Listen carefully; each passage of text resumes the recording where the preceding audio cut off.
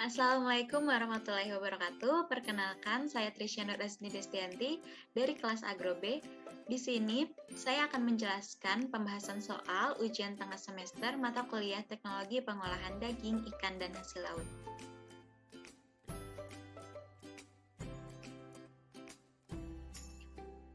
Pada soal nomor 1, untuk mengawetkan daging secara alami terdapat 3 bahan alami yang dapat digunakan. Yang pertama yaitu daun salam. Daun salam merupakan salah satu jenis tanaman yang diketahui dapat digunakan sebagai antibakteri karena mampu menghambat aktivitas mikroba. Penelitian yang dilakukan oleh Suharti pada tahun 2008 menunjukkan bahwa senyawa yang terkandung di dalam daun salam yaitu minyak atsiri, sitral dan eugenol, tanin, flavonoid, triterpenoid. Selain itu terdapat senyawa bioaktif dalam daun salam yang bersifat bakterisidal, bakteriostatik, fungisidal, dan germinal atau menghambat germinal spora bakteri. Hal ini dibuktikan oleh penelitian yang dilakukan Dali Marta pada tahun 2005 bahwa ekstrak etanol daun salam dapat menghambat pertumbuhan bakteri E. coli, Vibrio cholerae, dan Salmonella sp. Tetapi Enterobacter sp bersifat resisten.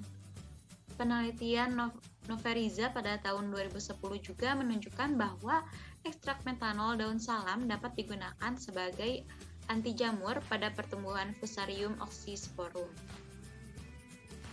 Nah, bahan alami yang kedua yaitu ada daun katuk. Ekstrak daun katuk ini mengandung senyawa bersifat antibakteri. Beberapa kandungan dari tanaman katuk bersifat bakteriosida yang dapat membunuh bakteri, antara lain asam sesquiterpena, alkaloid papaverin, tanin, saponin, flavonoid, garam mineral, dan minyak atsiri, menurut Rukmana pada tahun 2003. Penelitian yang dilakukan oleh Kuntoro dan kawan-kawan pada tahun 2007 menunjukkan bahwa penggunaan ekstrak daun katuk sebagai bahan perendam daging sapi dapat menurunkan total koloni bakteri dan meningkatkan umur simpan. Bahan alami yang ketiga ini ada jeruk kasturi. Jeruk kasturi ini berdasarkan penelitian yang dilakukan oleh Alwin pada tahun 2014 dapat digunakan sebagai bahan pengawet karena mengandung asam organik. Shin Chun Chen dan kawan-kawan pada tahun 2013 juga menunjukkan bahwa jeruk kasturi memiliki kandungan asam organik yang tinggi, yaitu kandungan asam sitrat dan asam askorbat. Lalu penambahan asam organik seperti asam sitrat pada daging unggas dapat meningkatkan lama penyimpanan berdasarkan penelitian Buses pada tahun 2005.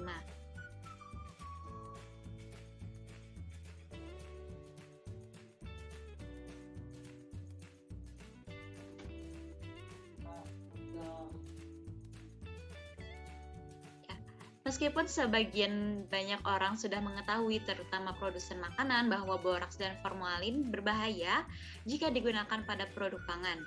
Namun penggunaannya bukannya menurun, malah semakin meningkat dengan alasan yang pertama yaitu harganya yang relatif murah dibandingkan dengan bahan yang tidak dilarang. Selain itu, hasil akhir yang memenuhi keinginan konsumen yaitu produk yang kenyal dan juga awet. Nah, oleh karena itu, sebagai konsumen, kita harus pandai dalam memilih bakso dengan cara yaitu kita perhatikan dari karakteristiknya ya, yang memiliki tekstur yang kenyal dan lebih keras, memiliki daya tahan lebih lama, warna tidak kecoklatan seperti penggunaan daging, namun lebih cenderung putih. Juga bau terasa tidak alami, ada bau lain yang muncul. Dan bila dilemparkan ke lantai akan memantul seperti bola. Itulah ciri-ciri dari penggunaan formalin dan juga boraks pada produk daging. Pendeteksian dini penggunaan boraks pada makanan juga dapat dilakukan dengan menggunakan tusuk gigi dan juga kunyit. Caranya adalah dengan menusukkan tusuk gigi ke kunyit terlebih dahulu, kemudian tusukkan pada makanan yang akan diuji selama 5 detik, maka akan kelihatan apakah makanan tersebut mengandung boraks atau tidak. Karena kunyit akan bereaksi terhadap bahan kimia. Bila ada kandungan boraksnya, maka tusuk gigi tersebut akan berwarna merah.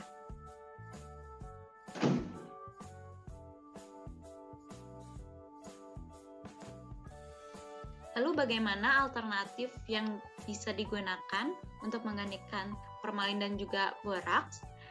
Di sini terdapat 3 gambar alternatif lain yang lebih aman untuk menggantikan peranan boraks dan juga formalin. Pada bakso ada isolat soy protein atau lebih dikenal dengan ISP, karagenan, dan juga STTP. Menurut penelitian yang dilakukan oleh Sinaga pada tahun 2017, ISP dan juga karagenan merupakan bahan yang dapat meningkatkan kekenyalan pada produk olahan daging termasuk bakso. Menurut Wilson dan kawan-kawan pada tahun 1981, hal ini terjadi karena berperan penting dalam pembentukan gel dan peningkatan kekenyalan produk olahan daging. Nah, selain ISP dan juga karagenan, ada sodium tripolifosfat atau disingkat menjadi STPP, yakni dapat meningkatkan nilai expressible moisture content dan meningkatkan kekuatan gel pada bakso. Hal tersebut karena STTP ini dapat meningkatkan kemampuan dalam mengikat air.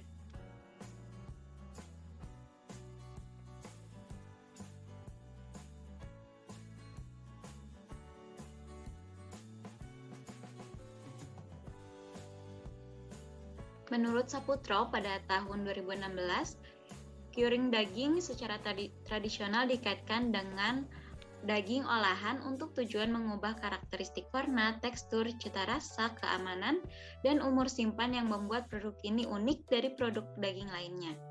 Bahan yang digunakan dalam curing pada penelitian yang dilakukan oleh Pegg pada tahun 2008 yaitu garam, gula, rempah-rempah, dan nitrat atau nitrit untuk membantu dalam cita rasa dan properti pengawetan.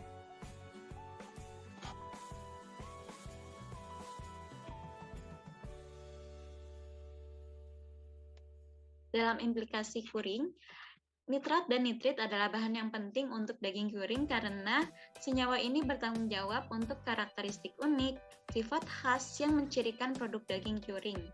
Berdasarkan video Preservation of Meat and Meat Product pada kanal YouTube Foodpedia, nitrat dan nitrit tidak hanya membantu membunuh bakteri, tetapi juga menghasilkan rasa dan aroma yang khas, dan daging berwarna merah jambu atau merah yang sangat diminati daya tarik estetika daging.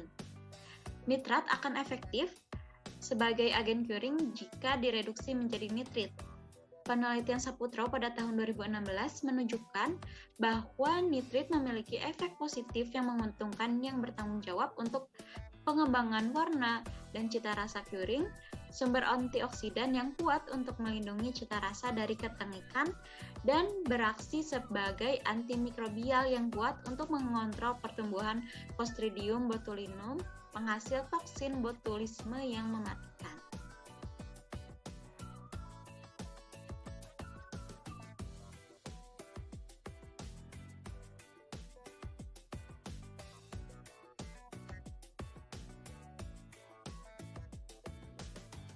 Kominusi adalah pembagian atau pengurangan daging mentah jadi beberapa bagian atau partikel yang disesuaikan dengan produk yang akan dibuat. Nah, penggiling produk biasanya digunakan sebagai langkah pertama dalam hal kominusi. Setelah itu, proses emulsifikasi daging. Jadi, kaitan antara kominusi dengan emulsifikasi itu karena kelembutan daging pada proses kominusi mempengaruhi proses emulsi, dan proses kominusi ini terjadi sebelum terjadinya proses emulsi.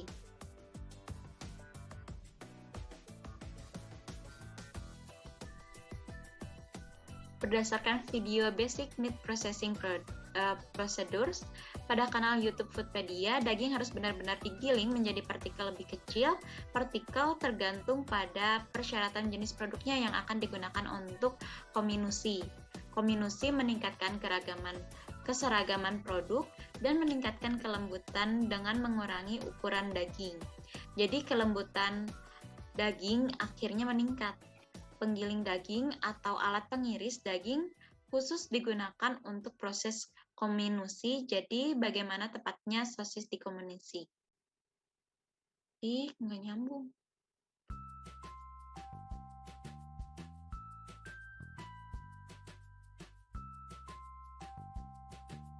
Hal-hal yang perlu diperhatikan dalam kominusi diantaranya berdasarkan video Basic Meat Processing Procedures pada kanal YouTube Foodpedia, daging harus benar-benar digiling menjadi partikel yang lebih kecil tergantung pada persyaratan jenis produknya yang akan digunakan untuk kominusi. Kominusi meningkatkan keseragaman produk dan meningkatkan kelembutan dengan mengurangi ukuran daging. Jadi kelembutan akhir dagingnya itu meningkat. Selain itu, penggiling daging atau alat pengiris daging khusus digunakan untuk proses kominusi.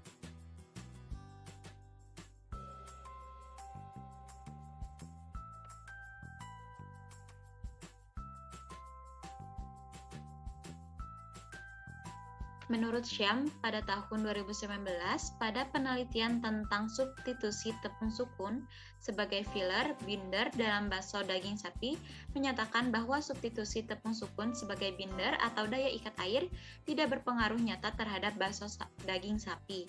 Diduga hal ini disebabkan kandungan protein dalam tepung sukun lebih rendah, mengakibatkan daya ikat airnya menurun. Tepung sukun yang digunakan dalam pembuatan bakso telah mengalami proses pengeringan dan penggilingan. Hal inilah yang menyebabkan kandungan protein yang terdapat dalam bahan tersebut mengalami penurunan nilai gizi. Akibatnya, kemampuan mengikat airnya relatif berkurang. Substitusi tepung sukun sebagai filler dan binder dalam bakso sapi memberikan pengaruh sangat nyata terhadap nilai daya lenting bakso. Artinya, penggunaan tepung sukun sebagai filler mampu mempertahankan nilai daya lenting bakso. Hal ini dapat disebabkan karena amilopektin pada sukun yang tinggi mampu mempertahankan nilai elastisitas dan berperan dalam kerekatan bakso. Hasil penelitian menemukan bahwa tepung sukun memiliki potensi menggantikan tepung tapioka sebagai filler, namun tidak sebagai binder.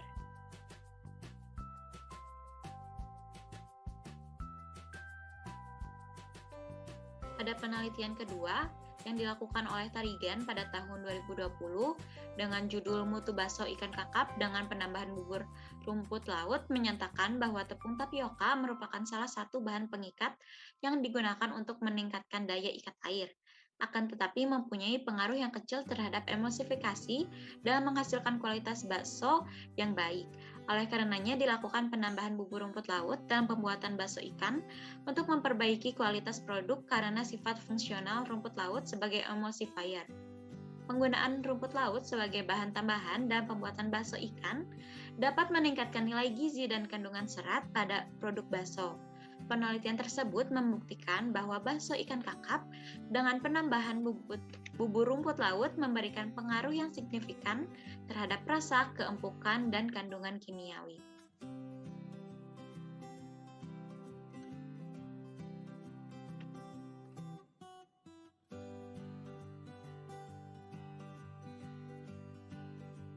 Pengasapan merupakan salah satu teknologi yang telah lama diaplikasikan pada produk daging. Bahan yang dapat digunakan sebagai agen pengasap diantaranya yaitu daging, garam, gula, air minum, merica, dan juga pala. Menurut penelitian Atmaja pada tahun 2019, rasa daging asap yaitu rasa gurih daging sapi yang dipengaruhi oleh proses curing di mana ditambahkan garam dan juga gula. Tekstur daging sapi asap yang empuk ini dikarenakan proses curing pada daging yang dilakukan dengan waktu yang cukup lama.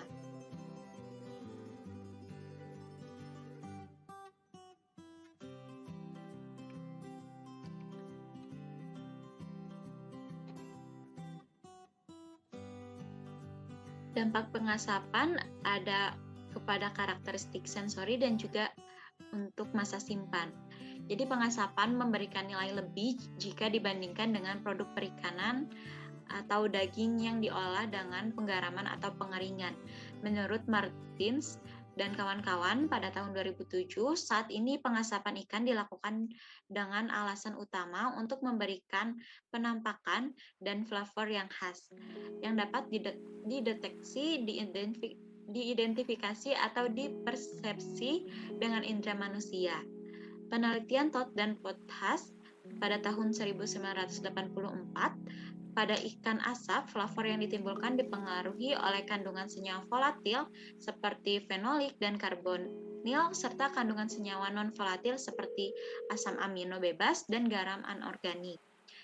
Swastawati pada tahun 1997 menyatakan bahwa pada proses pengasapan, fenol dapat berpengaruh oksidasi terhadap daya awet, warna, dan rasa suatu produk.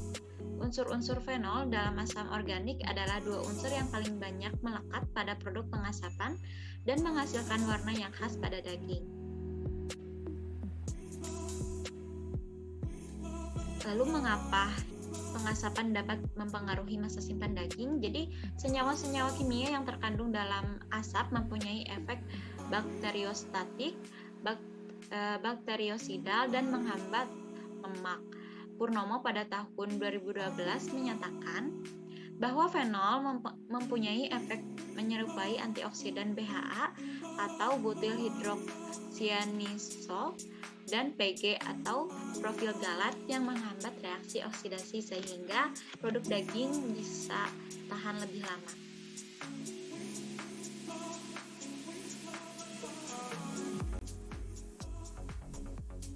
Di sini terdapat diagram proses pembuatan sosis.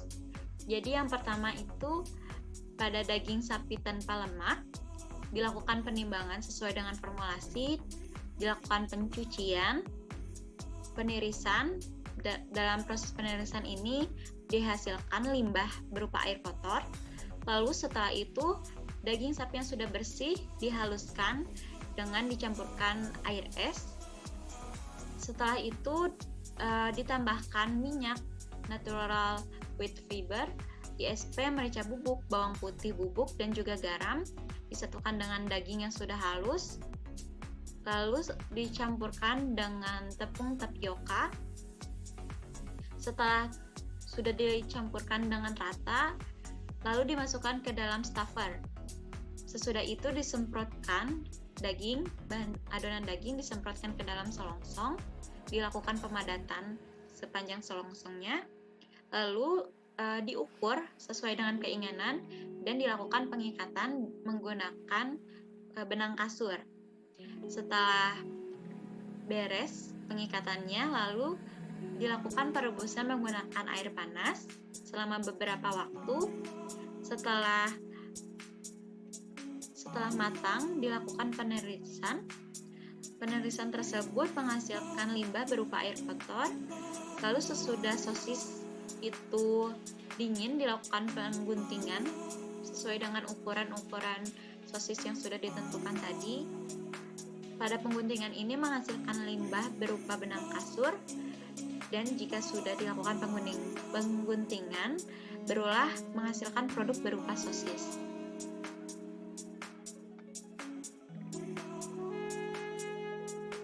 Pada proses pembuatan produksi daging tentunya menghasilkan limbah yang harus dikelola terlebih dahulu.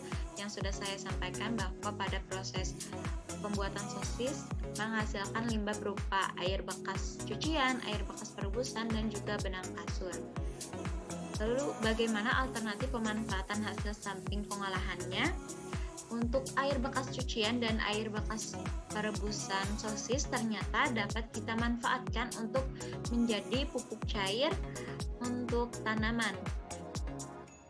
Hal ini karena air bekas cucian daging dan perebusan sosis memiliki kandungan nitrogen, fosfor, kalium yang bermanfaat untuk mempercepat pertumbuhan tanaman dan membuat bunga dan buahnya tumbuh lebat. Namun yang harus diperhatikan adalah saat akan memberikan pupuk cair ini ke dalam tanaman, itu harus dihindari pemasukan organ dalam daging karena dapat mengundang lalat dan serangga pengganggu lainnya. Adapun tadi limbah benang kasur bekas mengikat sosis dapat menjadi salah satu bahan untuk kerajinan dengan cara dikumpulkan menjadi satu, dicuci, lalu dikeringkan agar kembali bersih.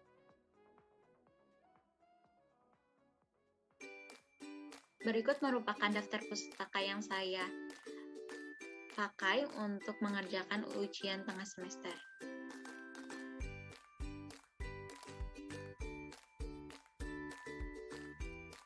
Sekian pembahasan soal mengenai ujian tengah semester mata kuliah Teknologi Pengolahan Daging, Ikan, dan Hasil Laut. Mohon maaf apabila terdapat kekurangan, kesalahan, maupun kekeliruan. Terima kasih. Wassalamualaikum warahmatullahi wabarakatuh.